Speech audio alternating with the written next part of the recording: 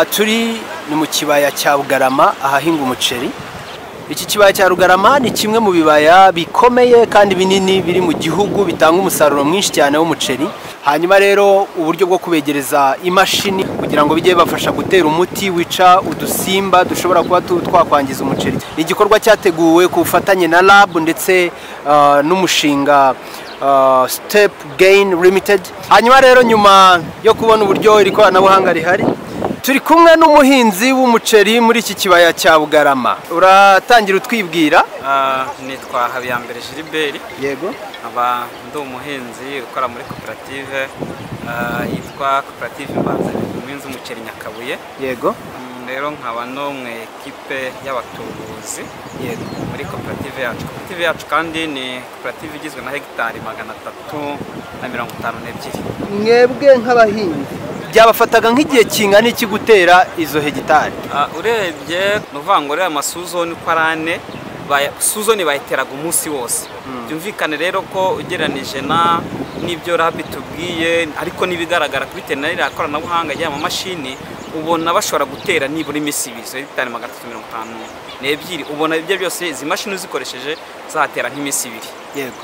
Izi mashini iyo bafuhera urabona ko hari icyo igisimba twitwa nkongwa kiba kibumbiye mu mucyo. Urabona kubera umwuka ira pressure y'iyi mashini ishobora kugikubita rwose gigata kivamo.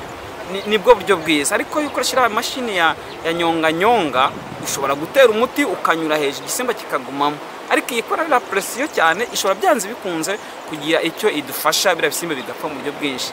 Ikindi niba nyonga bateye hagati ku muceri bashobora kudatera kuri dig ahantu hari ibyatsi kandi hari bura busimba bushobora kwangiza umuceri. Ariko zini ya pressure ishobora gukubita cyane ndetse no kuri dig ku buryo bwose mu byukuri washima iki gikorwa cyane gukoresha mu mashini.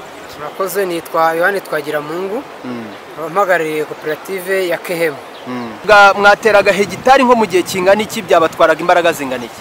Murakoze. Ngira ngo hegitari yaterwaga n'abantu 8 ariko mu by'ukuri wasangaga bitubangamiye cyane kuko wajya gusanga muri hegitari 428 dufite zaterwaga mu byumweru birenga 2.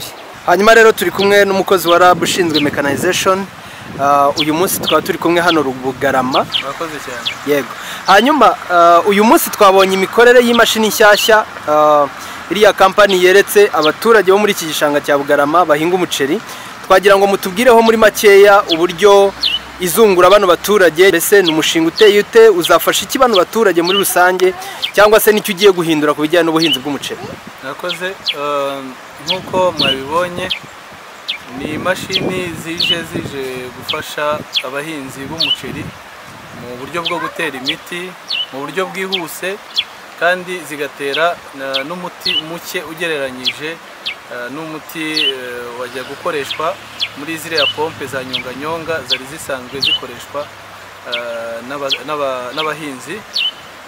Rero ni ikoranabuhanga rifasha umuhinzi kugira ngo agere ku musaruro mwiza, ndetse harimo kurwanya izo ndwara mu buhinzi, harimo ndetse n'icyo akuramo muri bwa buhinzi bwe kikiyongera.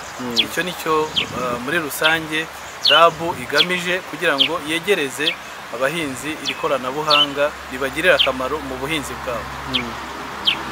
Hanyuma rero nyuma yo kubona uburyo iri koranabuhanga rihari, kumwe n'uyu mugabo mureba hano imbere akaba ari perezida w'ihuriro ry'amakoperative ahinga umuceri muri iki kibaya cya Bugarama. Tuguhaye ikaze.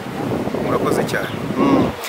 Mu by'ukuri iki gikorwa mwaje kutwereka cy'imashini z'ikoranabuhanga zikoresha moteri mu gutera imiti mu gishanga.